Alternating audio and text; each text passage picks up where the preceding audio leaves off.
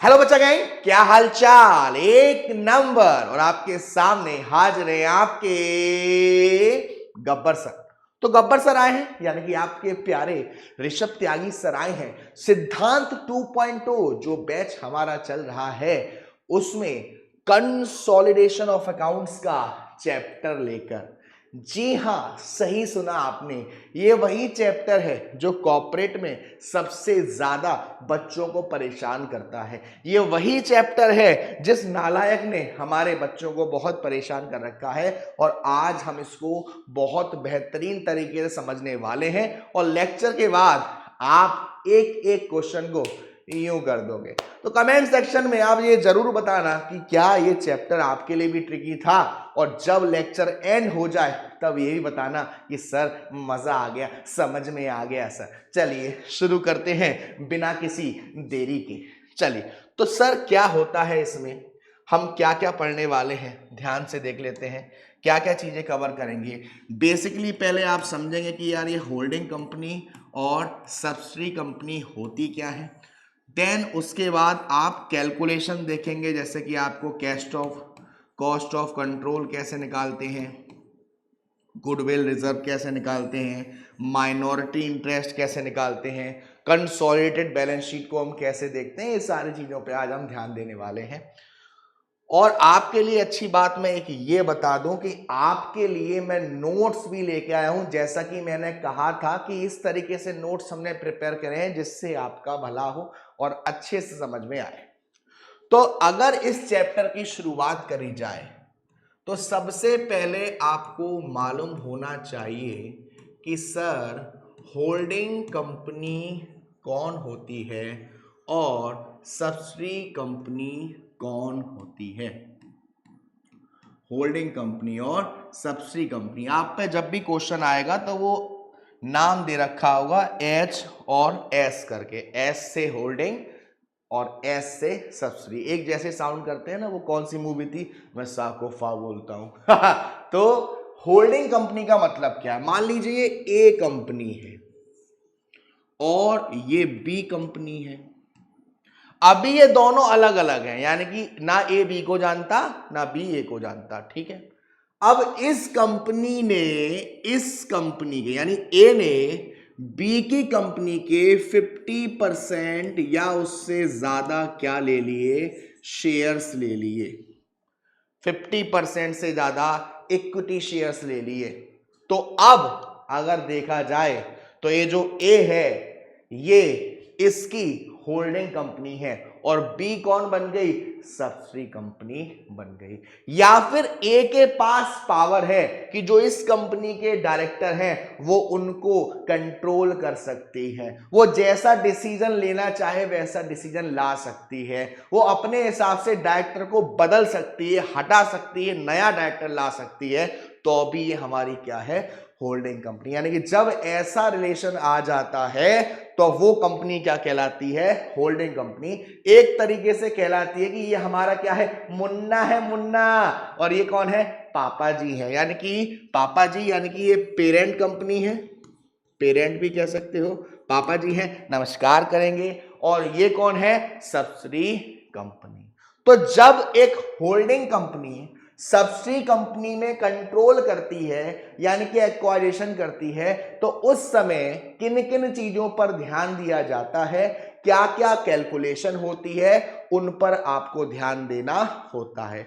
I hope यहां तक clear होगा। Yes sir. सबसे पहले देखेंगे कि जो कंट्रोल होता है वो होली हुआ है या पार्शली हुआ है। मतलब सर होली का मतलब हैप्पी होली, अरे नहीं बेटा वो वाली होली नहीं।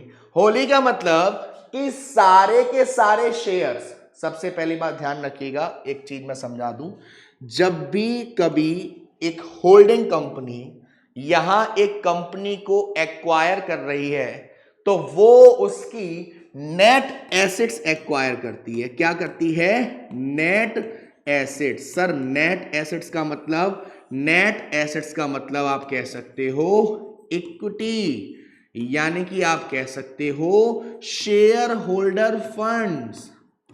जी हां, क्या एक्वायर करती है? Share holders fund. और शेयर होल्डर्स फंड में मुन्ना मेरी बात सुनना, क्या क्या चीजें आती हैं शेयर होल्डर्स फंड में? सर शेयर कैपिटल आता है, शेयर होल्डर्स फंड में profit and loss, reserve and surplus के अंदर जनरल रिजर्व, ये सारी चीजें आती हैं। यानी कि जब एक कंपनी दूसरी कंपनी को एक्वायर कर रही है तो वो क्या करेगी? उसके शेयर्स को भी लेगी, उसके प्रॉफिट एंड लॉस में भी हिस्सा होगा, उसके जनरल रिजर्व में भी हिस्सा होगा। बराबर है? Yes sir. याद करो जब आप इक्विटी निकालते थे या नेट एसेट्स निकालते थे तो एसेट्स माइनस लायबिलिटी, देखा होगा जब बैलेंस शीट होती थी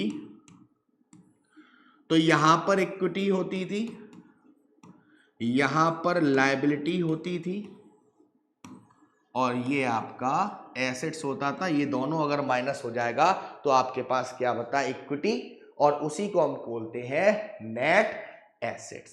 ठीक है, तो क्या कहा गया कि अगर एक कंपनी दूसरी कंपनी में 50% या उससे ज्यादा एक्वायर कर रही है या उस पर डायरेक्टर्स पर कंट्रोल है, तो जो कंपनी ऐसा कर रही है वो होल्डिंग कंपनी है, और जिसके साथ ऐसा हो रहा है वो है सब्सिडी कंपनी।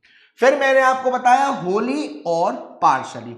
अगर सारा कंट्रोल कर लिया, 100% परचेज कर लिया, एक्वायर कर लिया, तो जाहिर सी बात है जब 100% एक्वायर कर लिया तो कोई दिक्कत वाली बात नहीं है, सारा का सारा वहां आ गया।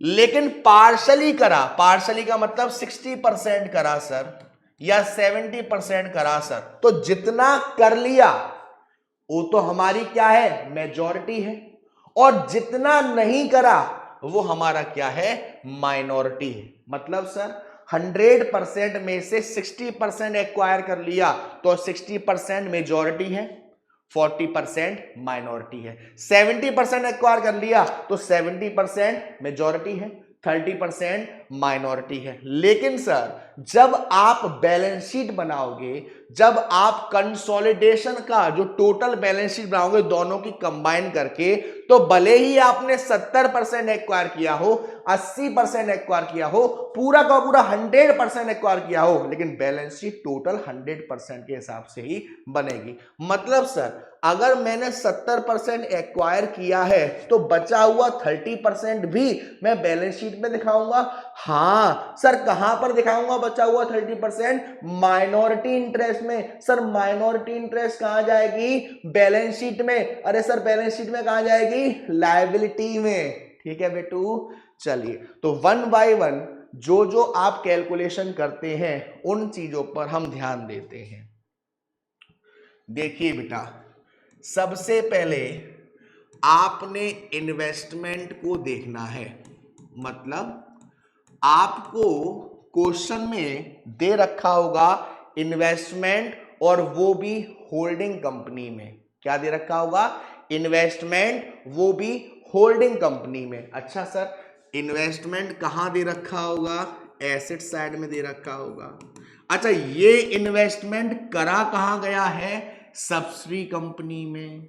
यानी कि जो सब्सिडी कंपनी के शेयर कैपिटल है, शेयर होल्डर्स फंड है, वहां पर ये इन्वेस्टमेंट करा गया है।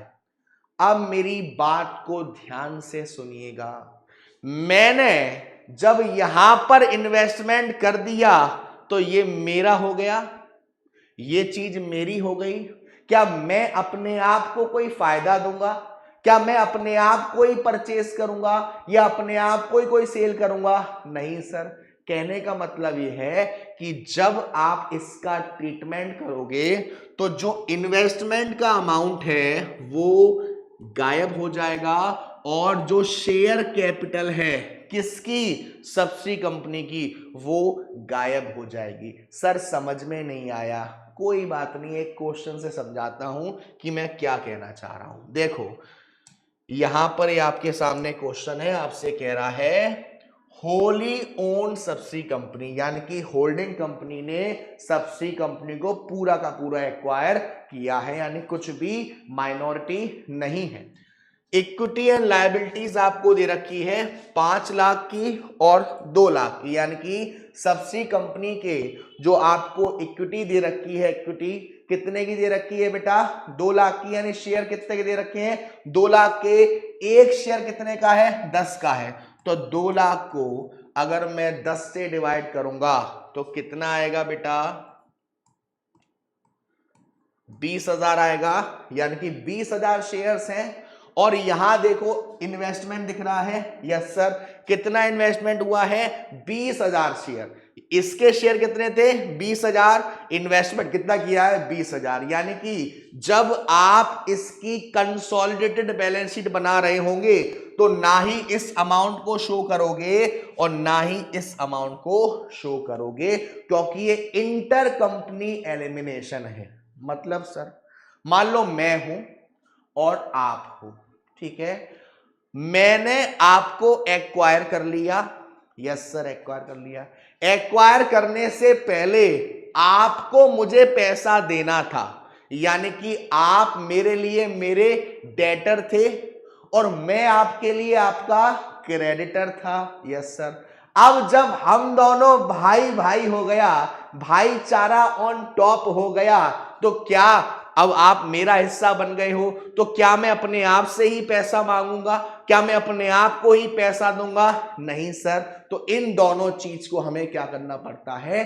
एलिमिनेट करना पड़ता है, यानी कि माइनस करना पड़ता है। तो वो आगे फंडा मैं समझाऊंगा, अभी फिलहाल ये याद रखना है। अब जब इसकी बैलेंस शीट बनाओगे तो सेम फॉर्मेट रहेगा, सेम फॉर्मेट रहेगा। ये एच और एस नहीं रहेगा, अब सिर्फ क्या रह गया? अब सिर्फ बैलेंस रहेगा। जब आप हेडिंग डालोगे इक्विटी एंड लायबिलिटी तो सिर्फ कितना लिखोगे? 5 लाख।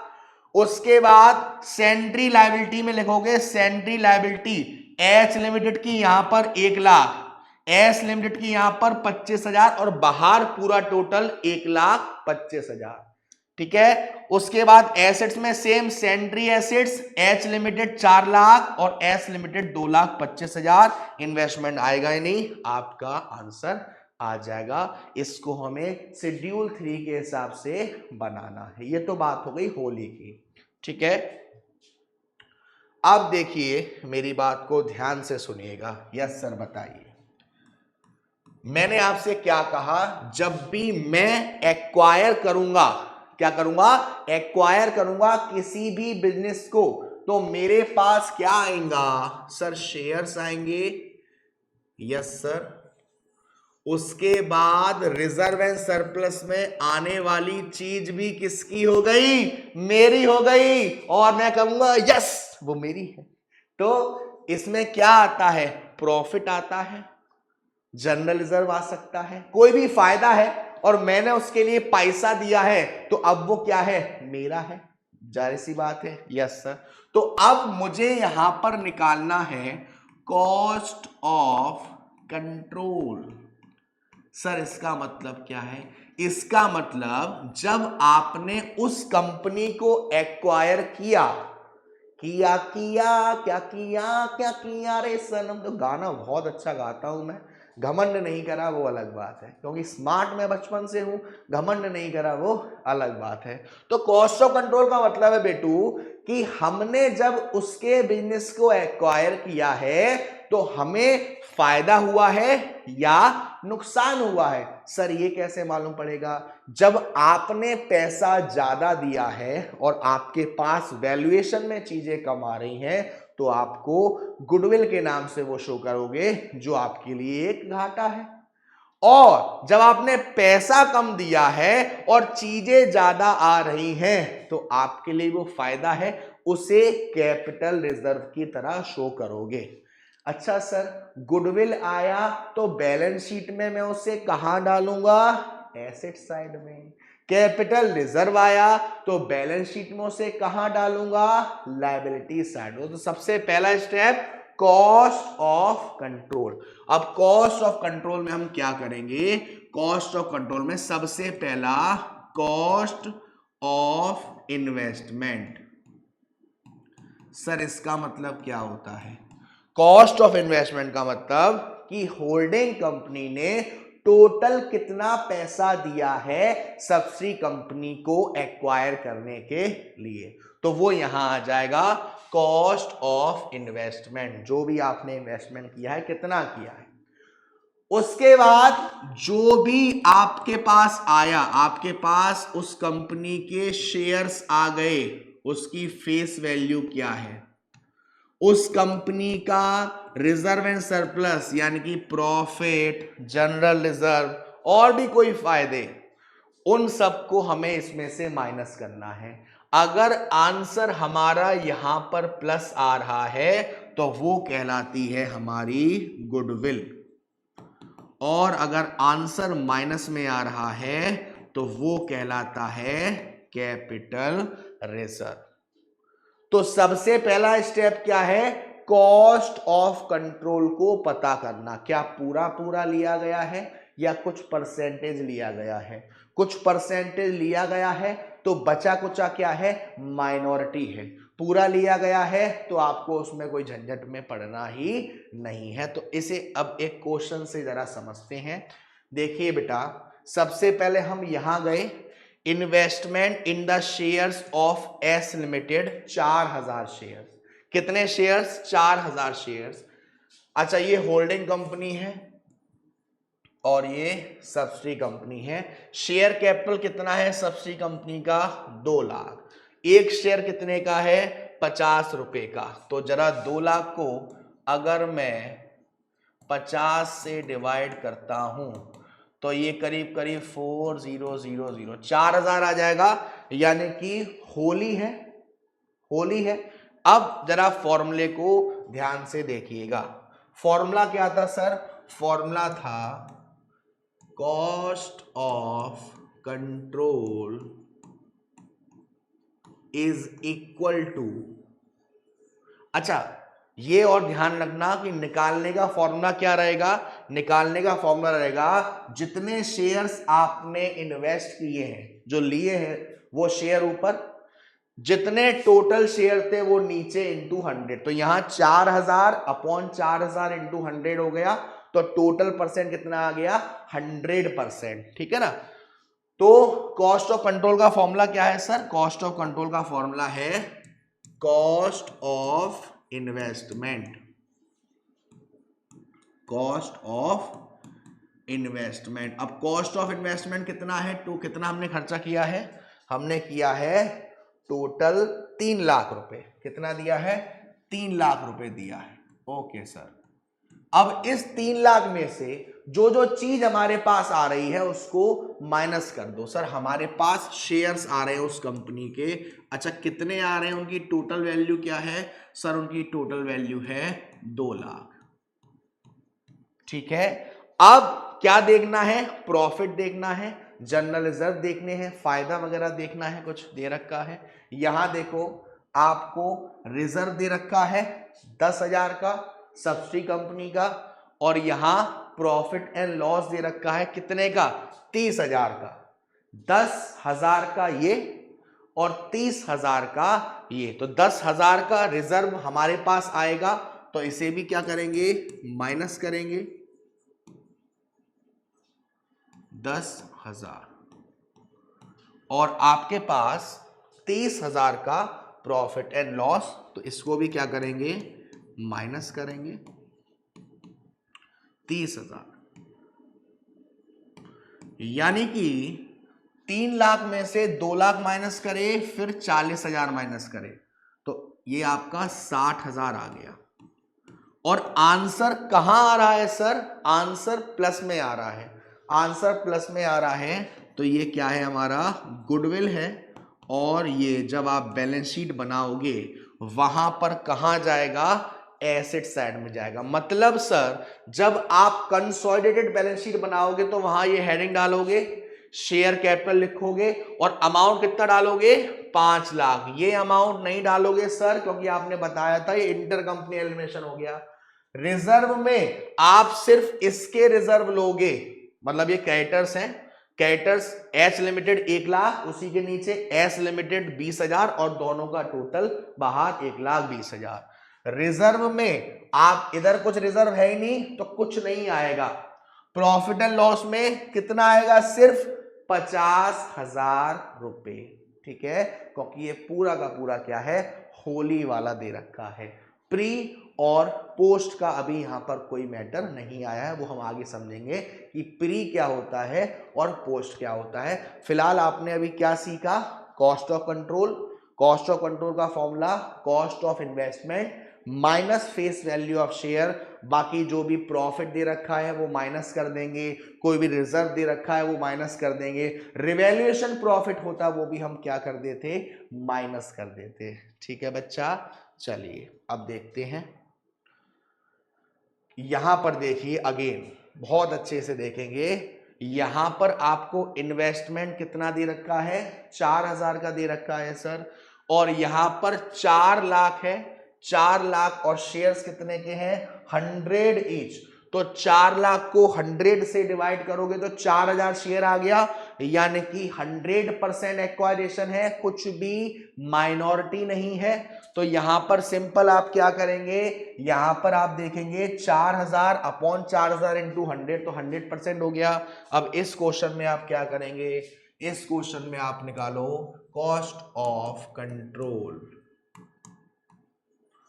Cost of control. तो जब आप कॉस्ट ऑफ कंट्रोल निकालेंगे तो सबसे पहला क्या है, कॉस्ट ऑफ इन्वेस्टमेंट। कितना इन्वेस्टमेंट किया है बेटा, इन्वेस्टमेंट किया है 4,10,000। तो कॉस्ट ऑफ इन्वेस्टमेंट कितना है बेटा, 4,10,000। अब कॉस्ट ऑफ इन्वेस्टमेंट 4,10,000 है, क्या माइनस करूंगा मैं इसमें से, face value of shares, face value of shares कितना था, 4 लाख था सर टोटल। ओके, कितना बचा, 10,000 बचा। सर कोई फायदा वगैरह दे रखा है क्या, देखो ये क्रेडिटर्स है, ये रिजर्व है, 20,000 के रिजर्व है और प्रॉफिट एंड लॉस है 15,000 का, यानी टोटल 35,000 डाल दूं मैं, माइनस रिजर्व एंड सरप्लस 35,000। तो ये माइनस का 35,000 और प्लस का 10,000, तो ये सॉल्व करोगे तो 25,000 माइनस में आ रहा है। और जब माइनस में आता है तो ये मेरे लिए गुडविल है या कैपिटल रिजर्व है, सर ये है कैपिटल रिजर्व, यानी कि ये फायदा हो गया आपको। और इसे कैपिटल रिजर्व क्यों कह रहा हूं सर, क्योंकि इसके लिए मैंने पैसा दिया है, ठीक है। तो ये हमारा कैपिटल रिजर्व है, जब आप कंसोलिडेटेड बैलेंस शीट बनाओगे तो वहां पर इसको लायबिलिटीज में आपको शो करना पड़ेगा, ठीक है। अब तक आपने देखा, आपने होली वाला कंसेप्ट देखा, आपने गुडविल वाला कंसेप्ट देखा, आपने कैपिटल रिजर्व वाला कंसेप्ट देखा। बट सर क्या होगा अगर हमने एक्वायरेशन कुछ परसेंट में किया हो, यानी कि हमने एक्वायरेशन 60% किया है या हमने एक्वायरेशन 70% किया है, ऐसे केस में क्या होगा, बहुत ध्यान रखना बेटा। आपको एक चीज दिख रही है मेजॉरिटी और एक चीज दिख रही है माइनॉरिटी। मतलब सर, मतलब ये है कि मेजॉरिटी का मतलब कितना एक्वायरेशन हुआ, या लिख लेते हैं कितना एक्वायरेशन हुआ, और यहां पर कितना एक्वायरेशन नहीं हुआ, ठीक है। मेजॉरिटी का मतलब कितना एक्वायर हुआ और माइनॉरिटी का मतलब कितना एक्वायर नहीं हुआ। अब तक आपने देखा कि इसमें कुछ भी प्री और पोस्ट का फंडा नहीं था, यानी कि कुछ भी प्री और पोस्ट का फंडा नहीं था, लेकिन क्वेश्चन में आपकी किस्मत इतनी अच्छी नहीं है कि ये कंसेप्ट आपको आए ही नहीं। मतलब सर मान लीजिए हमारा फाइनेंशियल ईयर स्टार्ट हो रहा है 1 अप्रैल 2023 को, तो खत्म कितना होगा, कब होगा खत्म, सर खत्म होगा 31 मार्च 2024 को। तो कुछ प्रॉफिट रिजर्व एंड सरप्लस में जो बैलेंस होगा वो 1 अप्रैल को भी होगा और 1 साल बाद भी कुछ ना कुछ बढ़ेगा या घटेगा। बात समझना मेरी, यानी 1 अप्रैल 2023 को कुछ ओपनिंग बैलेंस होगा मेरे पास रिजर्व एंड सरप्लस में, प्रॉफिट में, जनरल रिजर्व में। और यहां पर भी ये किसकी बात हो रही है सर ये बात हो रही है सब्सिडी कंपनी की। अब मैं आया और मैंने कहा मेरे को जाना पड़ेगा, एक्वायर करना पड़ेगा। मैंने 1 अप्रैल को ही धप्पा कर दिया, मैंने 1 अप्रैल को ही एक्वायर कर लिया। अब जब मैंने 1 अप्रैल को एक्वायर किया है तो 1 अप्रैल को कुछ प्रॉफिट भी दे रखा था ओपनिंग बैलेंस में, दे रखा था। यस सर दे रखा था। जब मैंने 1 अप्रैल को एक्वायर किया है और 1 अप्रैल को ही ओपनिंग बैलेंस में प्रॉफिट या जनरल रिजर्व दे रखा है, तो क्या ये मैंने कमाया है? नहीं सर, ये सब्सिडी ने कमाया था। आपने इस पैसे के लिए सॉरी इस प्रॉफिट और रिजर्व के लिए आप पे करोगे। क्या करोगे? पे करोगे। यानी कि ये आपके लिए क्या है? प्री एक्वायरेशन प्रॉफिट और प्री एक्वायरेशन रिजर्व। सर ये कहां जाएगा? ये अभी जब हम कॉस्ट ऑफ कंट्रोल निकाल रहे थे वहां पर जाएगा। लेकिन सर एक्वायरेशन अब हुआ, अब साल के लास्ट तक जितना भी प्रॉफिट हुआ ये सब क्या है? Post acquisition profit, post acquisition reserve. Sir ये कहां जाएगा? ये बेटा जब बैलेंस शीट बनाओगे तो वहां पर जिस तरीके से आप ट्रीटमेंट कर रहे थे प्रॉफिट एंड लॉस की, सिर्फ होल्डिंग की, अब यहां पे इसका ट्रीटमेंट करके डालेंगे सब्सिडी कंपनी का प्रॉफिट एंड लॉस सब कैलकुलेट करने के बाद। यानी कि प्री कहां जाएगा? कॉस्ट ऑफ कंट्रोल में। पोस्ट कहां जाएगा? बैलेंस शीट में। लेकिन सर माइनॉरिटी में इससे कोई फर्क नहीं है, प्री हो पोस्ट हो, माइनॉरिटी में दोनों आएगा, चाहे pre acquisition reserve and surplus हो या post acquisition reserve and surplus हो, दोनों ही कहां आएगा? दोनों ही माइनॉरिटी का हिस्सा बनेगा। क्लियर? Yes sir. एक क्वेश्चन से समझते हैं। देखो बेटा यहां पर आपसे कह रहा है investment in shares of S limited 24,000। कितने शेयर्स करे हैं हमने इन्वेस्टमेंट? 24,000।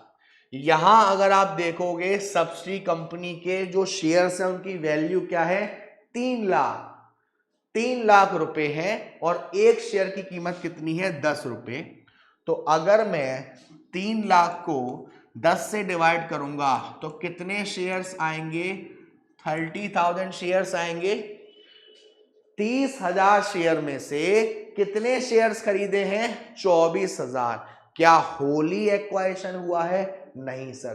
कितने शेयर का एक्वायरेशन हुआ है? 24,000 का। अगर मैं मेजॉरिटी निकालूं, अगर मैं मेजॉरिटी निकालता हूं, फॉर्मूला क्या रहेगा? कंट्रोल रेशियो अगर मैं निकालूंगा तो 24,000 डिवाइडेड बाई 30,000 इंटू 100, ये कितना परसेंट आएगा? 80%। यानी कि एक्वायरेशन कितना हुआ है? 80% हुआ है। तो 80% क्या है? मेजॉरिटी है और बचा हुआ 20% क्या है? माइनॉरिटी है। 80% क्या है?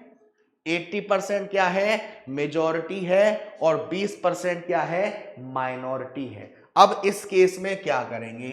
इस केस में जब आप कॉस्ट ऑफ कंट्रोल निकालोगे, कॉस्ट ऑफ कंट्रोल निकालोगे तो फॉर्मूला तो वही रहेगा जो अभी मैंने आपको बताया था, कॉस्ट ऑफ इन्वेस्टमेंट। तो कॉस्ट ऑफ इन्वेस्टमेंट कितना है?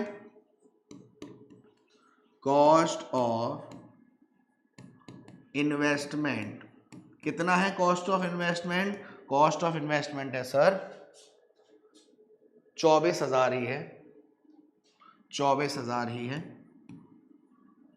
ठीक है, 24,000 है और face value of shares, face value of shares कितना परसेंट एक्वायर किया है? 3 लाख का 80%। यहां पर ये थोड़ी सी गलती है, एक जीरो और आएगा, ठीक है, 2,40,000 है, तो यहां 2,40,000 और आपने इसका 80%, 3 लाख का 80% कितना होगा? 2,40,000, 2,40,000। तो यहां पर तो ये जीरो आ गया। अब कुछ प्रॉफिट वगैरह दे रखा है आपको? नहीं दे रखा सर इस क्वेश्चन में, यानी कि इसमें यहां से यहां कैंसिल, और जो ये बच गया, कितना बच गया सर? 60,000। 3 लाख का 20%, 60,000, ये आ गया माइनॉरिटी इंटरेस्ट। जब आप कंसोलिडेटेड बैलेंस शीट बनाओगे, इस माइनॉरिटी इंटरेस्ट को आप कहां डालोगे? बैलेंस शीट में, लायबिलिटी साइड में, ठीक है, ये आपकी माइनॉरिटी इंटरेस्ट। बट मजा नहीं आया सर, कुछ ऐसा क्वेश्चन लो तड़कता भड़कता जिसमें हर चीज के बारे में समझने को मिले।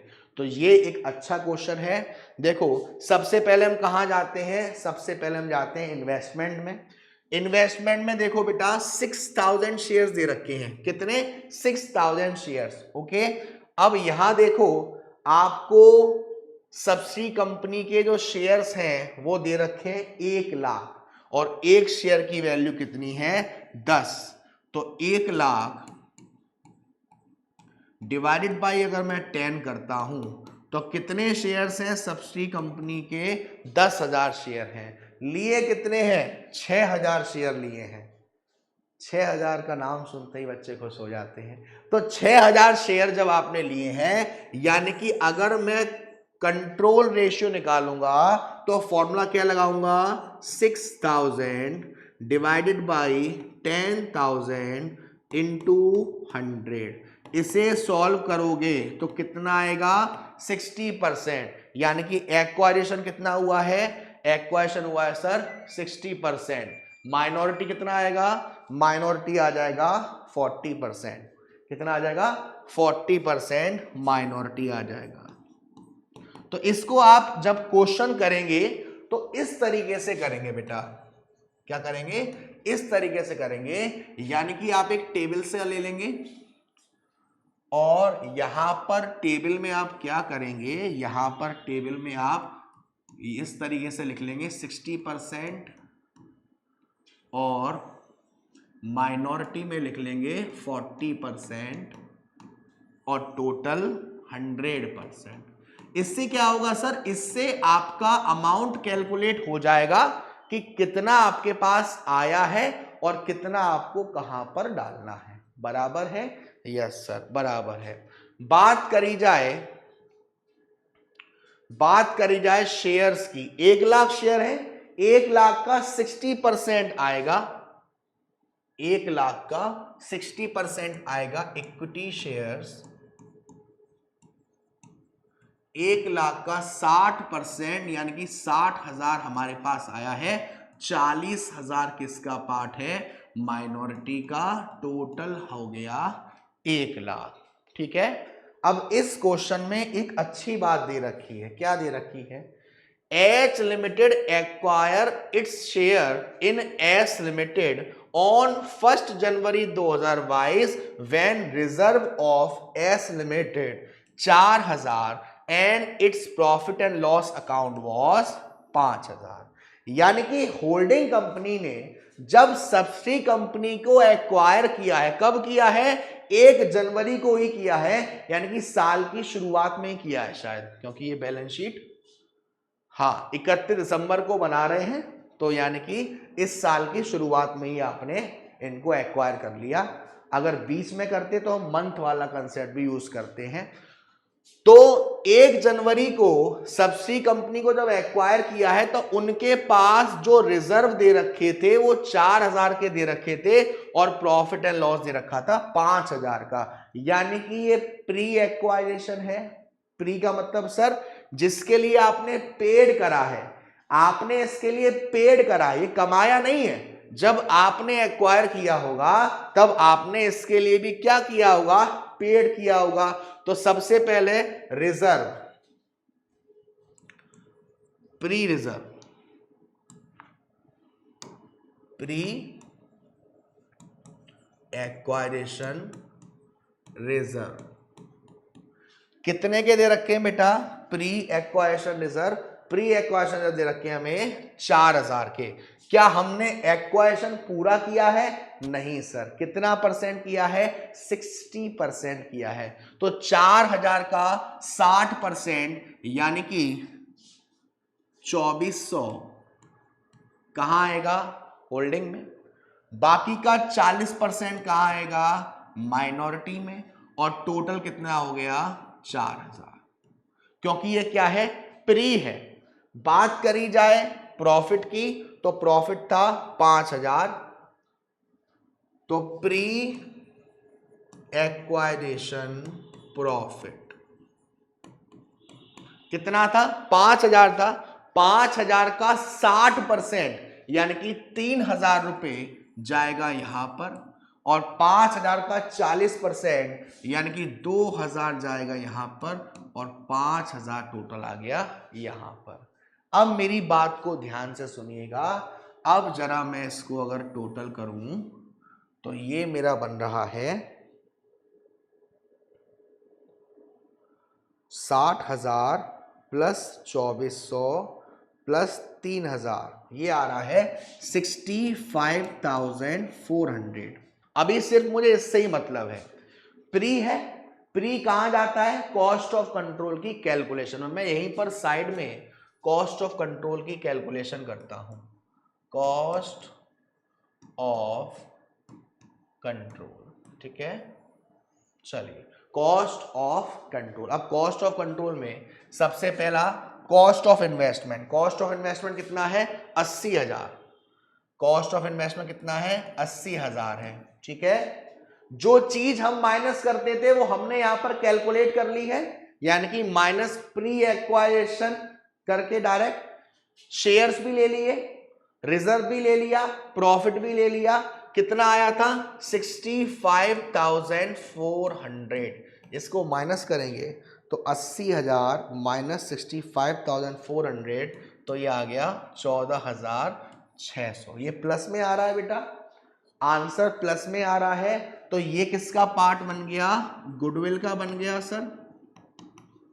ये किसका पार्ट बन गया? गुडविल का बन गया। जब आप बैलेंस शीट बनाओगे तो ये 14,600 रुपए कहां डालोगे?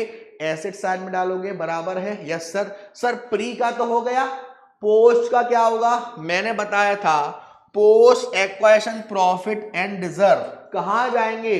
बैलेंस शीट में। आप शो करोगे कि ये जो हमने प्रॉफिट कमाया है, ये जो हमने रिजर्व कमाया है इस साल में, ये सब्सिडी कंपनी का है, जो कि हमारा ही है भाई, है ना। तो अब पोस्ट एक्वायरेशन देखते हैं।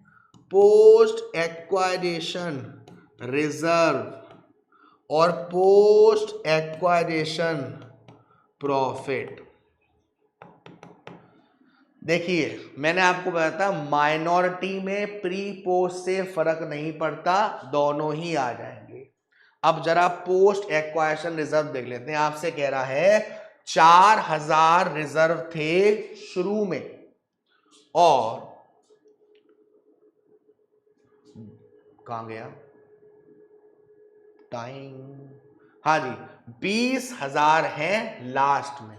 साल की शुरुआत में 4,000 थे, साल के लास्ट में हो गए 20,000। यानी कि इस साल हमने कितना कमाया?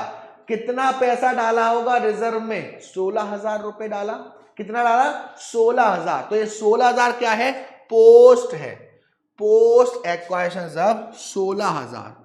लेकिन सर क्या 16,000 पूरा पूरा लेंगे? नहीं बेटा, 16,000 का 60% यानी कि 9,600, और 16,000 का 40% यानी कि 6,400, टोटल पूरा बाहर 16,000, ठीक है। अब देखिए, प्रॉफिट था 5,000 साल की शुरुआत में, और प्रॉफिट है 10,000 साल की लास्ट में। साल की शुरुआत में 5,000 था, और साल के लास्ट में हो गया 10,000। कितना बढ़ गया? 5,000 बढ़ गया। ये क्या है? Post acquisition profit.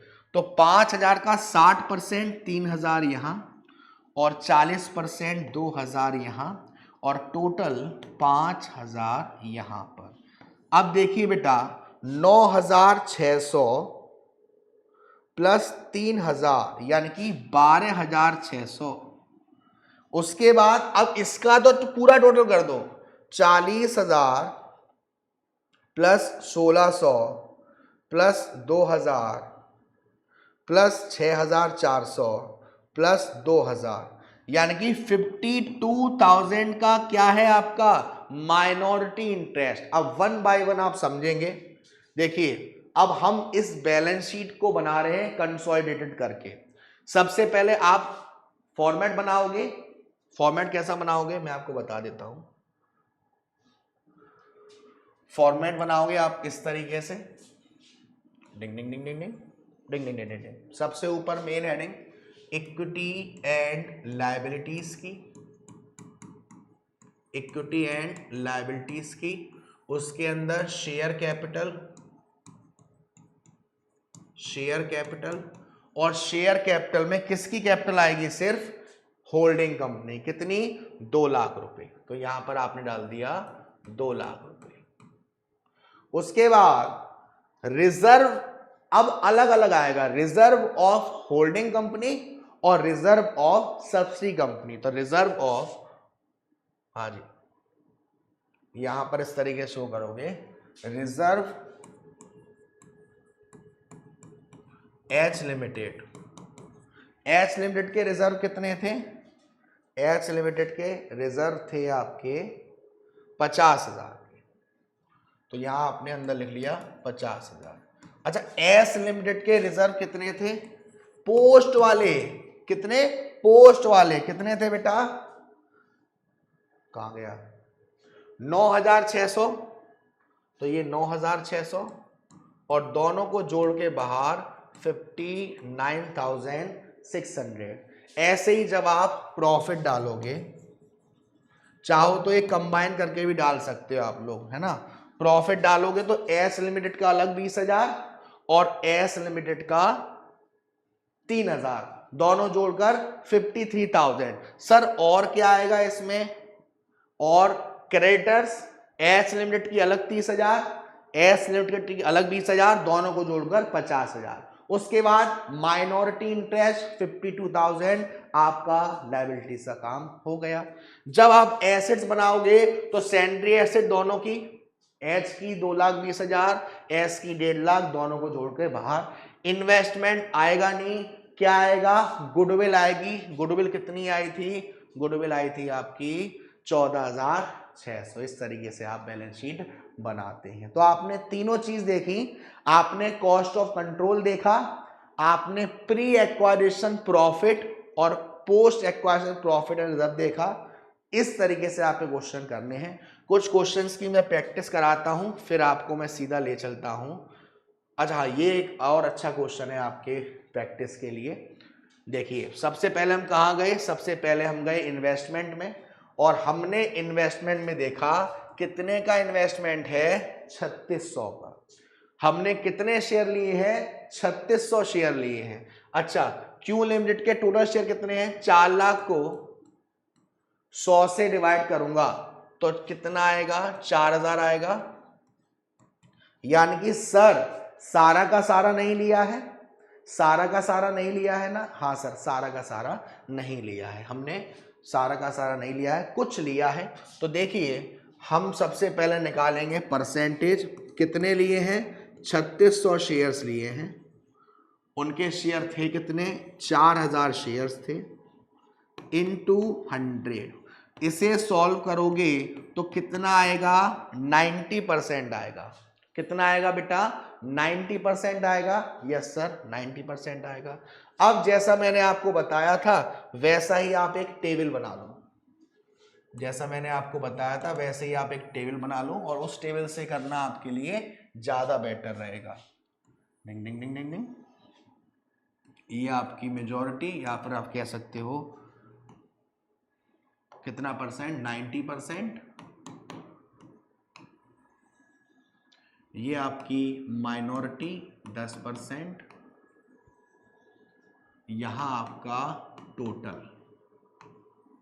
ठीक है, अब देखो सबसे पहले शेयर कैपिटल।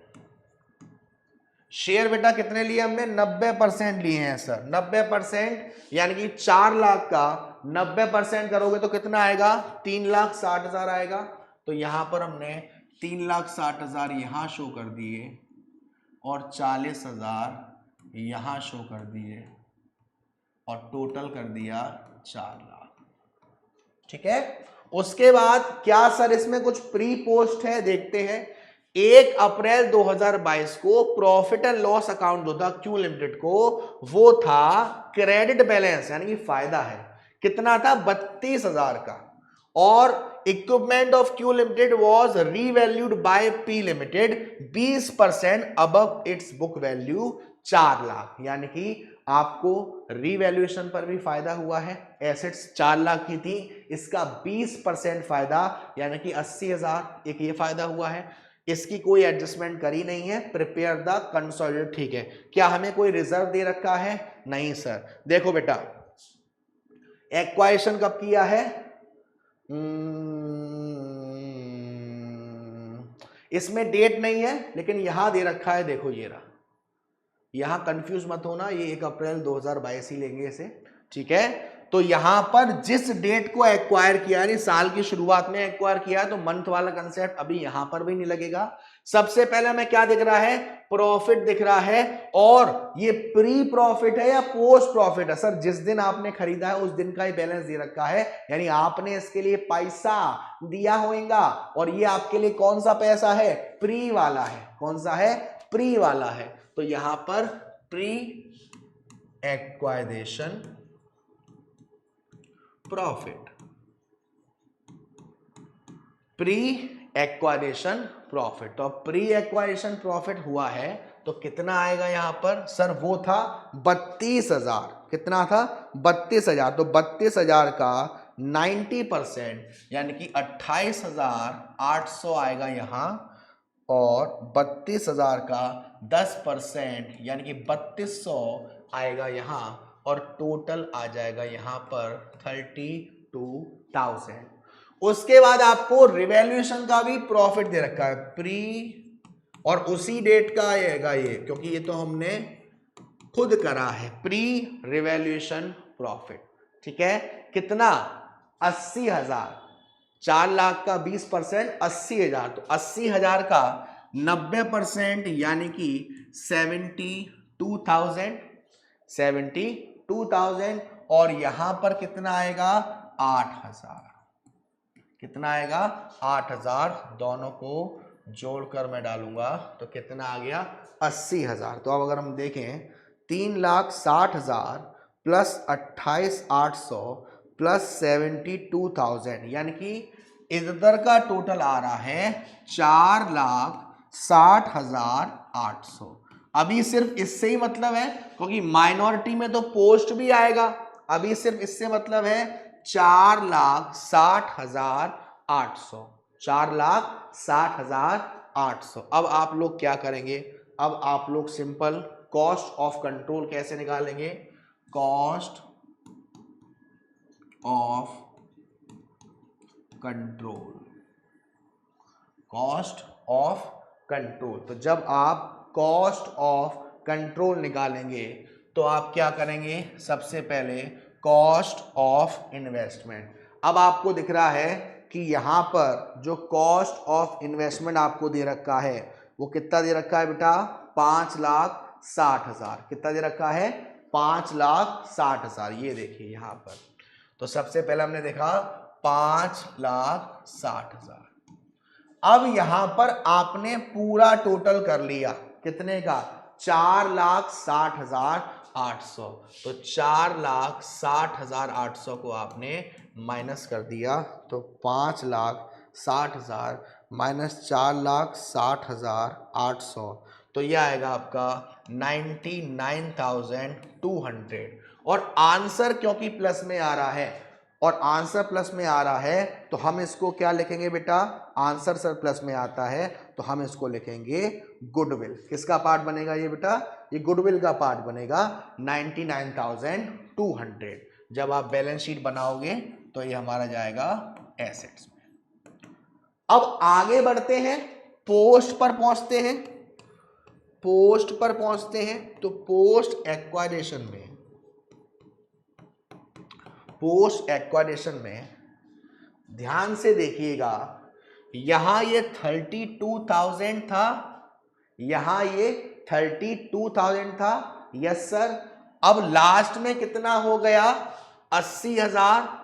32,000 साल की शुरुआत में था और 80,000 साल के लास्ट में है, यानी कितने का प्रॉफिट हुआ है बेटा? सर प्रॉफिट हुआ है 48,000 का। Yes sir. लेकिन एक चीज आप ध्यान दीजिए, जो इक्विपमेंट 4 लाख के थे, साल के लास्ट में कितने के हो गए?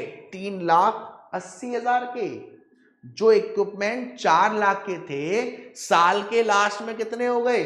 3,80,000 के। यानी कि डेप लग रहा है, डेप लग रहा है सर। Yes sir. तो मुझे यहां पर डेप की परसेंटेज निकालनी पड़ेगी। 4 लाख से 3,80,000 हो गए, यानी 20,000 वैल्यू कम हुई। वैल्यू थी 4 लाख मल्टीप्लाइड बाई 100, तो 0,0,0,0,0,0,0,0, 2 1 जा 2, 2 2 जा 4, 5%, यानी डेप कितना आ गया? 5%।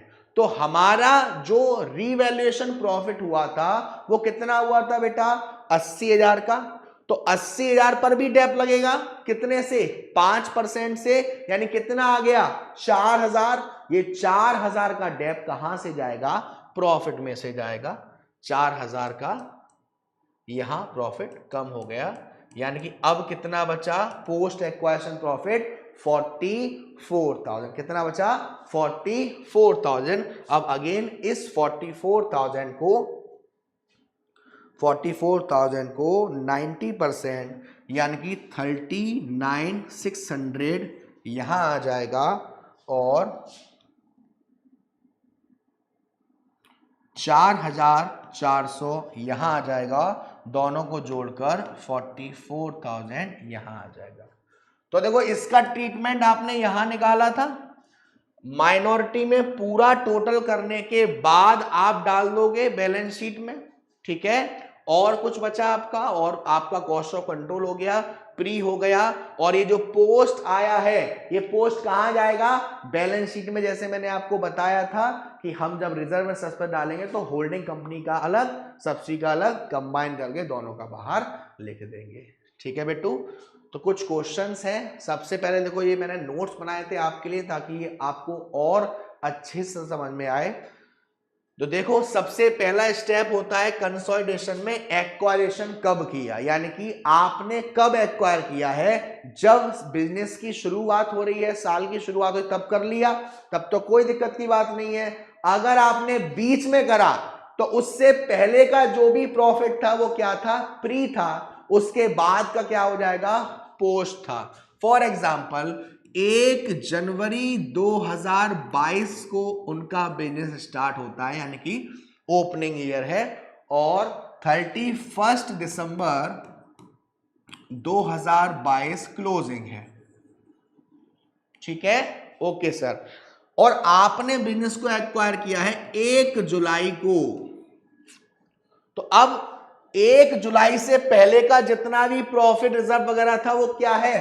प्री है, और इसके बाद का सब क्या है? पोस्ट है। तो यहां तक जो भी प्रॉफिट दिया होगा, जो भी आपको पूरा प्रॉफिट दिया होगा, उसका 6/12 प्री लिया जाएगा, 6/12 पोस्ट लिया जाएगा।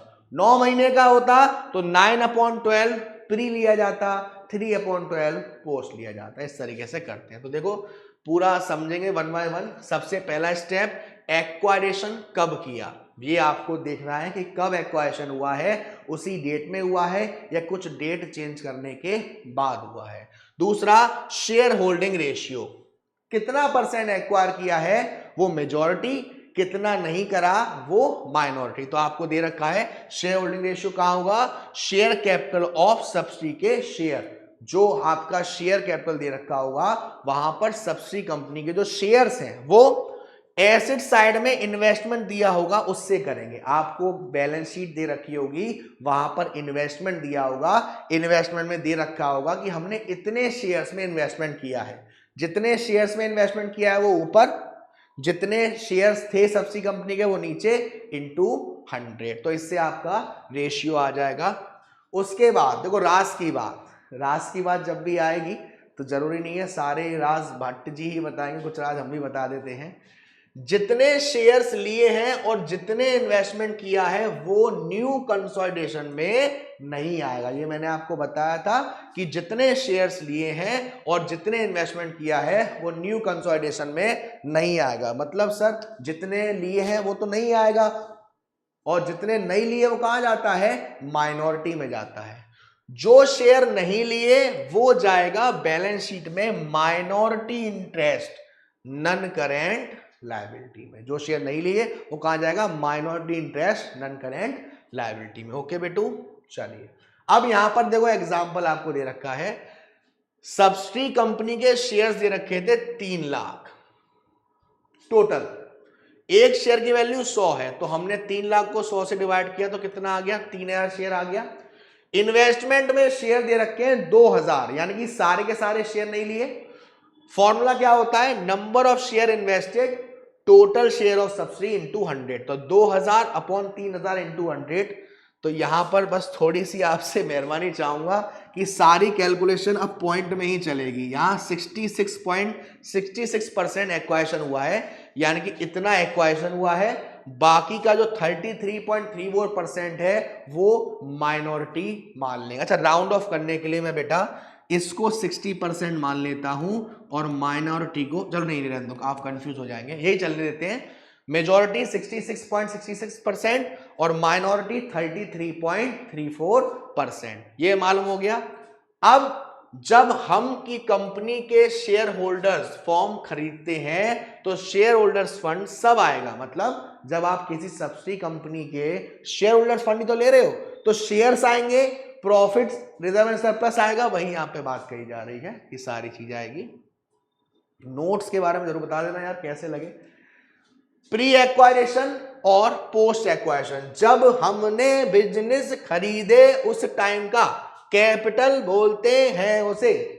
जब हमने बिजनेस खरीदा उस समय प्रॉफिट कितना था, रिजर्व कितना था सब्सिडी कंपनी में, उसको हम बोलते हैं प्री एक्वायरेशन। और ये प्री कहां जाता है, कॉस्ट ऑफ कंट्रोल में। पोस्ट कहां जाता है, बैलेंस शीट में, जितना परसेंट हमने लिया है। और इसको क्या बोलते हैं, कैपिटल बोलते हैं। क्यों बोलते हैं कैपिटल, क्योंकि ये आपने कमाया नहीं, आपने खरीद लिया है। पोस्ट बिजनेस को परचेस करने के बाद का फायदा। जब आपने बिजनेस को परचेस करा ना, जैसे कि हम लोग आरसीबी के फैन हैं, हर साल बेइज्जती करवाते हैं और सालों साल करवाते रहेंगे। अब आरसीबी ले तो ली, अब जितना भी ये बेइज्जती हो रही है ना, ये कमा रहे हो, हाय हाय बेइज्जती, होय होय बेइज्जती।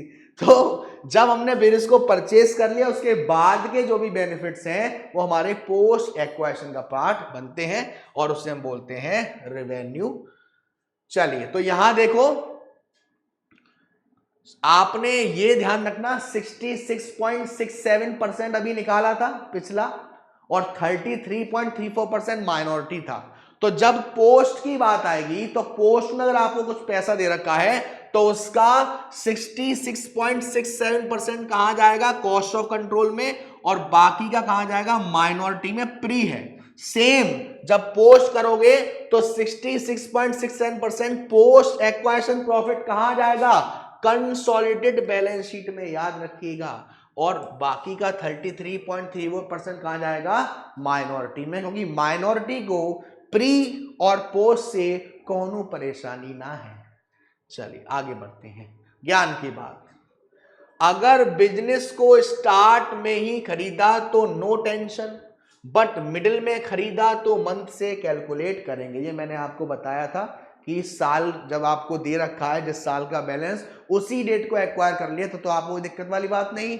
सपोज बिजनेस स्टार्ट हुआ जनवरी में और खरीदा है जून में, तो जून तक प्री और उसके बाद पोस्ट, यानी कि जून तक प्री और उसके बाद क्या हो जाएगा पोस्ट, यानी कि 1 जून को खरीदा है तो जनवरी फरवरी मार्च अप्रैल मई 5 महीने, तो 5/12 प्री एक्वाइजेशन जो भी आपको बैलेंस दे रखा हुआ और 7/12 पोस्ट एक्वाइजेशन। ठीक है, देखिए अकाउंट बनाना पड़ेगा, प्री एक्वाइजेशन कैलकुलेशन। अभी तक तो मैंने आपको बताया था कि ये प्लस हो जाएगा ये माइनस हो जाएगा, अब मैंने आपको शो भी करा है कि आप जब अकाउंट बनाओगे तो कैसे बनाओगे। फॉर एग्जाम्पल आप लोग ये बताओ कि जनरल रिजर्व में या रिजर्व में पैसा अगर बढ़ गया तो वो कहां से आया होगा, प्रॉफिट में से आया होगा, और कम हो गया तो कहां गया होगा, प्रॉफिट में गया होगा। सेम है, सबसे पहले आपको देखो जनरल रिजर्व का यहां पर अकाउंट बनाना पड़ेगा। ओपनिंग बैलेंस, जनरल रिजर्व को आप क्या ट्रीट करते हो, लायबिलिटी ट्रीट करते हो, और लायबिलिटीज का ओपनिंग बैलेंस क्या होता है, क्रेडिट साइड जाता है। तो यहां गया ओपनिंग यानी कि साल की शुरुआत का, क्लोजिंग साल के लास्ट का। अब ध्यान रखिएगा, प्रॉफिट एंड लॉस में से पैसा डाला जनरल रिजर्व में तो कहां आएगा, सीआर में। जब प्रॉफिट एंड लॉस से जनरल रिजर्व में पैसा डाला तो जनरल रिजर्व बढ़ा होगा, इंक्रीज हुआ, लायबिलिटी इंक्रीज हुई, कहां जाएगी, क्रेडिट साइड जाएगी। डिक्रीज हुई, डेबिट साइड जाएगी। यानी कि जब रिजर्व में से पैसा कहां गया, प्रॉफिट एंड लॉस में, तो हम ये करेंगे। जब रिजर्व में से पैसा प्रॉफिट एंड लॉस में जाता है तो एंट्री क्या पास करते हैं, general reserve to profit and loss. Profit and loss से जनरल रिजर्व में जाता है तो एंट्री क्या पास करते हैं, profit and loss to general reserve. तो वही आपको डीआरसीआर का ध्यान रखना है। ये तो आपने जनरल रिजर्व का बना दिया। अब प्रॉफिट एंड लॉस अकाउंट किसका, सब्सिडी कंपनी का। मतलब सर सब्सिडी कंपनी का यहां पर भी आपको ध्यान रखना है, ओपनिंग बैलेंस और क्लोजिंग बैलेंस। ओपनिंग बैलेंस कहां आएगा, सीआर साइड में, क्लोजिंग बैलेंस कहां आएगा, डीआर साइड में। ठीक, उसके बाद आपको देखना है कि हमको क्या क्या फायदा हुआ, क्या क्या नुकसान हुआ। जैसा कि अभी आपने देखा था, एक डेप्रीशिएशन को देखा था, डेप्रीशिएशन प्रॉफिट एंड लॉस के डेबिट साइड में जाता है, बराबर है, तो वहां पर माइनस हो जाएगा। अगर सब्सिडी कंपनी ने डिविडेंड अनाउंस कर दिया, भाई यहां पर बच्चे दिक्कत में आ जाते हैं। अगर सब्सिडी कंपनी ने डिविडेंड अनाउंस कर दिया तो सब्सिडी कंपनी ने तो 100% दिया होगा, तो उसके प्रॉफिट एंड लॉस में से कितना गया, 100% डिविडेंड गया भाई, 100% डिविडेंड गया। हाँ, बट जब हम वहां का प्रॉफिट देखेंगे, किसका, अपने होल्डिंग का, तो वहां तो उतना ही परसेंट आएगा जितने शेयर ले रखे होंगे। यहां पर कितने रखे थे, 66.67%। तो इस तरीके से आप बनाते हैं क्या, प्रॉफिट एंड लॉस। देखिए डिविडेंड का फंडा इफ इंक्लूडेड प्रॉफिट, बहुत सारे क्वेश्चन में दिया होता है कि जो डिविडेंड था वो प्रॉफिट में ही हमने क्रेडिट कर दिया और आपको उसके ट्रीटमेंट करने हैं। सबसे पहले देखो 100% माइनस होगा प्रॉफिट एंड लॉस अकाउंट से।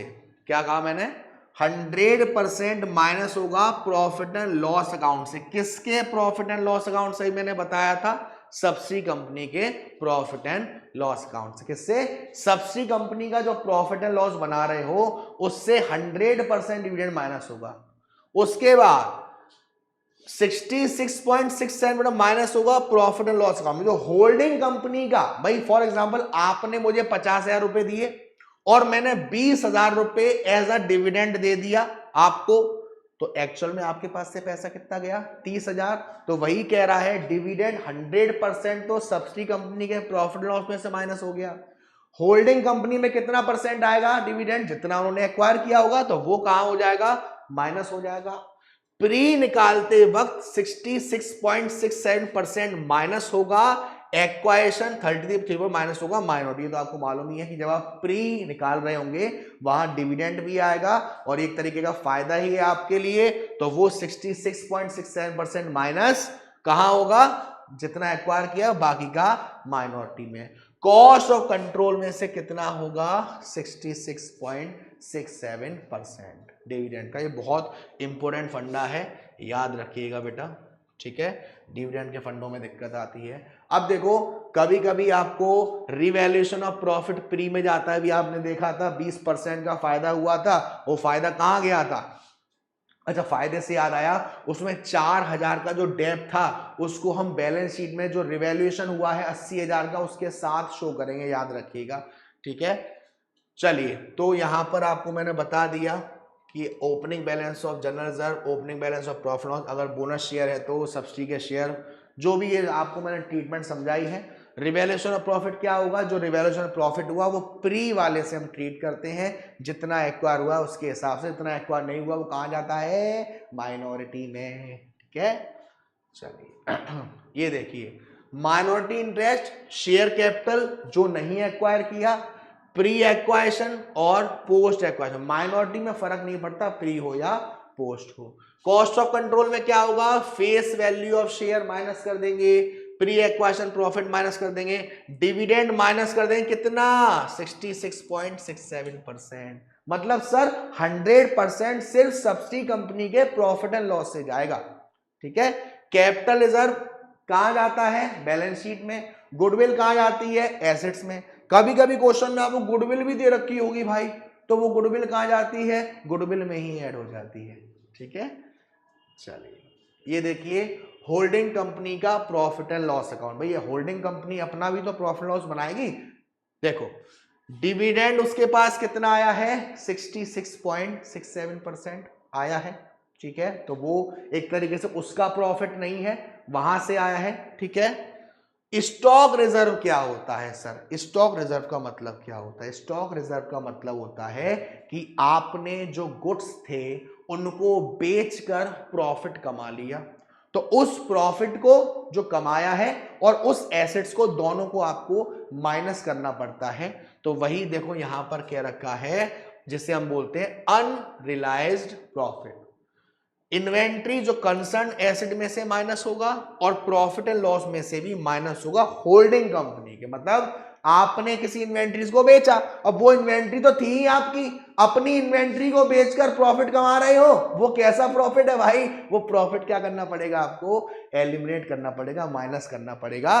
तो जो आपकी इन्वेंट्रीज है वहां से भी माइनस होगा और जो आपका प्रॉफिट है वहां से भी माइनस होगा। अब सर इसमें आप ध्यान रखिएगा कि हम लोग करते कैसे हैं। देखिए, ये पहले समझते हैं।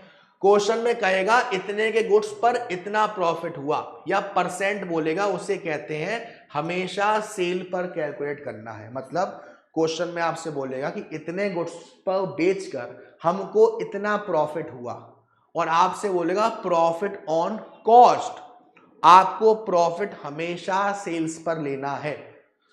रिवैल्यूएशन का प्रॉफिट बैलेंस शीट में ऐड और लेस हो जाएगा, न्यू अमाउंट पर डेप भी लगाएगा और माइनस होकर रिवैल्यूएशन के अमाउंट पर आएगा। ये बैलेंस शीट का ट्रीटमेंट है कि जो आपको रिवैल्यूएशन का प्रॉफिट हुआ है बैलेंस शीट को बनाते वक्त, वो प्रॉफिट उस एसेट्स में ऐड हो जाएगा और जो डेप्रिसिएशन लगी, नई डेप्रिसिएशन, वो भी माइनस हो जाएगी।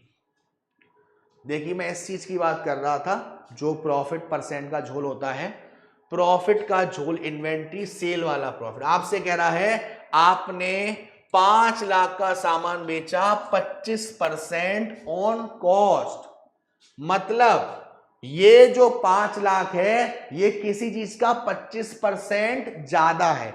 अगर 100 कॉस्ट होती और आपने इसके 25% फायदे पर बेचा है, तो 100 का 25, यानी कि टोटल कितना हो गया, 125 हो गया। यानी कि जो 5 लाख है वो किसी चीज का 125% है, हमें 100% निकालना है पहले। तो सबसे पहले 5 लाख को हमें 100% चाहिए, डिवाइड करेंगे हम किससे, 125 से, तो ये हमारा कितना आएगा, 4 लाख। इसको सॉल्व करते हैं एक बार। 5, क्या कर दिया है ये, 0 कम है बेटा, 5 लाख इंटू 100 डिवाइडेड बाई 125 आएगा। तो ये 4 लाख आ गया। ये 4 लाख क्या है, हमारी कॉस्ट है। 4 लाख के सामान को 5 लाख पर बेचा, 1 लाख का क्या है, फायदा है। अब हमें परसेंट निकालनी है कि कितने का फायदा हुआ सेल्स पर, तो 1 lakh divide by 5 lakh into 100, तो ये आ गया 20% ऑफ सेल्स। इस तरीके से इसी परसेंटेज को निकालना होता है, और ये जो प्रॉफिट होता है ये हम दोनों साइड से माइनस कर देते हैं। ठीक है, ये बहुत जरूरी है, कभी कभी क्वेश्चन में आपको दिया होगा और जब आप बैलेंस शीट बना रहे होंगे तो आपको इन दोनों चीजों को माइनस करना पड़ेगा उतने ही अमाउंट से। आपसे बोल रहा है कि भाई होल्डिंग के क्रेडिटर थे, होल्डिंग कंपनी को सब्सिडी कंपनी को पैसा देना था और सब्सिडी कंपनी को होल्डिंग कंपनी से पैसा लेना था। अब तो दोनों हो गया, भाईचारा ऑन टॉप। तो आप होल्डिंग कंपनी के जो क्रेडिटर्स हैं उसे माइनस कर दोगे और सब्सिडी कंपनी के जो डेटर्स हैं उसे माइनस कर दोगे। सेम फंडा, डेटर्स तो क्रेडिटर्स दोनों माइनस, सेम फंडा, बिल्स पेबल है, बिल्स बीआर है, माइनस वही भाई भाई हो गए। तो जिससे लेना था जिसको देना था, जिसको देना था जिससे लेना था, उसको हम क्या कर देंगे, खत्म कर देंगे, उसको बोलते हैं इंटर कंपनी एलिमिनेशन। चलिए अब ये कुछ क्वेश्चन है आपके प्रैक्टिस के लिए। देखो बैलेंस शीट दे रखी है, सबसे पहले हम यहां गए, इन्वेस्टमेंट कितना दे रखा है 8000 शेयर्स का। आपसे क्या बोल रहा है, if share have been acquired by on 30 December 2022 and on the date the credit balance in profit and loss account of S limited was 22,000, कोई भी डिविडेंड डिक्लेयर नहीं करा गया है। ठीक है, अब एक्वायर कब किया है 30 दिसंबर को, इनका साल कब शुरू हो रहा है 31 मार्च को, तो अप्रैल मई जून जुलाई अगस्त सितंबर अक्टूबर नवंबर दिसंबर 9 महीने की बात है। अब यहां माइनॉरिटी चल रहा है। ठीक है, तो देखो 8000 शेयर्स थे और ये कितना है 1 लाख को 10 से डिवाइड करो 10,000, यानी कि 8000 डिवाइडेड बाई 10,000 इंटू 100 कर दूंगा तो 80% आएगा। यानी कितना परसेंट माइनॉरिटी है 20% है बेटा, 20% क्या है माइनॉरिटी है, बराबर, यस सर। अब 20% माइनॉरिटी है और आपको माइनॉरिटी इंटरेस्ट ही निकालना है, तो 1 लाख का 20% हमारा कितना दे रखा है, 1 लाख का 20%,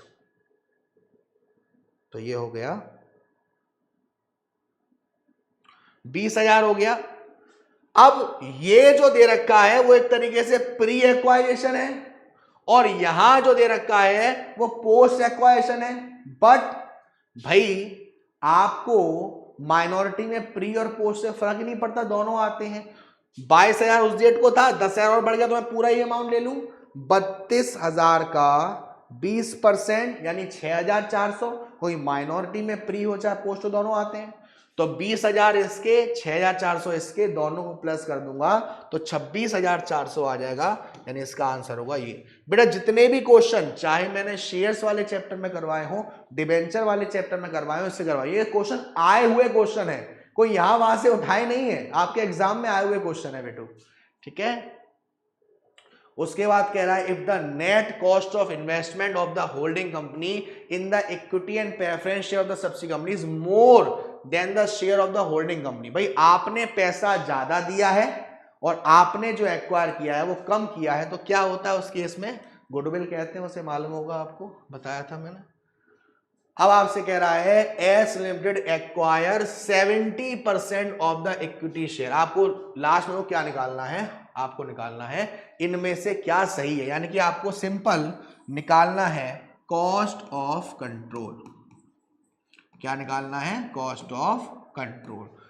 तो कॉस्ट ऑफ कंट्रोल के लिए सबसे पहला कॉस्ट ऑफ इन्वेस्टमेंट,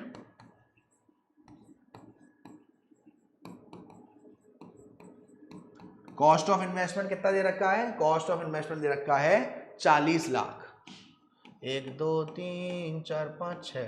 ठीक है, अब हम देखते हैं क्या क्या है। S limited acquire 70% equity share, ठीक है, on that date paid up capital S में वाज 5 लाख इक्विटी शेयर, तो 5 लाख इक्विटी शेयर है और 10 ईच यानी कि 50 लाख, 50 लाख का 70% एक्वायर किया है, तो minus face value of share कितना हो गया, minus face value of shares, ये हो गया 35 लाख हो गया सीधा सीधा। तो कितना बचा, 5 लाख बचा। आगे क्या कह रहा है, the accumulated reserve balance was 20 lakh. अब 20 लाख का 70%, तो ये हो गया हमारा 14 लाख। 20 लाख का 70% हो गया हमारा 14 लाख। और एसेट्स ऑफ एसेट पर revalued on revaluation profit I, अच्छा 14 लाख का रीवैल्यूड प्रॉफिट। ठीक है, तो 5 लाख में से अब आपको माइनस करना है, माइनस ये आपका क्या है, प्री एक्वाइशन रिजर्व 20 लाख का 70% 14 लाख। उसके बाद रीवैल्यूएशन प्रॉफिट 14 लाख है तो इसका भी 70%, तो 14 लाख का 70%, तो ये आपका रीवैल्यूएशन प्रॉफिट कितना, 9,80,000। अब आपको साफ साफ दिख रहा है कि ये 5 लाख है और ये माइनस के हैं सब, तो 5 लाख यहां से घटा दो तो 9 लाख बचे, और 9 लाख में 9,80,000 माइनस में आ रहा है तो कैपिटल जब आता है तो 18,80,000, यानी कि सी इसका सही आंसर है, 18,80,000। ठीक है। Next, which accounting standard was issue bye ICAI on consolidated, ये अकाउंटिंग स्टैंडर्ड 21 कवर करता है ऐसे। Stock reserve for unrealised profit in respect for inter company, ये मैंने बताया था कि हम क्या करते हैं, प्रॉफिट एंड लॉस को हटा देते हैं और उसका जो कंसर्न अकाउंट होता है उसको भी कर देते हैं। तो बच्चा लोग ये था आपके लिए कंसोलिडेशन ऑफ अकाउंट्स का बहुत ही तड़कता भड़कता और बेहतरीन सा लेक्चर। उम्मीद है आपको हर एक चीज बहुत अच्छे से क्लियर हुई होगी और बहुत ही कम समय में मैंने सारी चीज आपको क्लियर करी। नोट्स मैंने आपको स्पेशली प्रोवाइड करे हैं ताकि आपको सारी चीज क्लियर हो जाए। बस आप लोग क्या करिएगा, 5 क्वेश्चंस ऐसे प्रैक्टिस करिएगा जिसमें हर एडजस्टमेंट हो, डिविडेंड की एडजस्टमेंट हो, रिवैल्यूएशन प्रॉफिट की एडजस्टमेंट हो, अनरियलाइज्ड प्रॉफिट की एडजस्टमेंट हो और इंटर कंपनी एलिमिनेशन हो। प्लस कुछ MCQ भी प्रैक्टिस कर लेना, उससे भी आपका अच्छा ही होगा। प्लस कमेंट सेक्शन में मुझे प्लीज ये जरूर बताना कि अब ये चैप्टर आपके अच्छे से क्लियर है, फिर भी कोई डाउट है बेटू तो मुझे बताइएगा कमेंट सेक्शन में, मैं खुद आपको रिप्लाई करूंगा। ठीक है। तो बच्चा लोग अपना ध्यान रखना, खाना पीना खाते रहना, माँ बाप का ध्यान रखना, माँ बाप को खुश रखना है। Tata bye bye, see you. Gabbar sir, Gabbar army.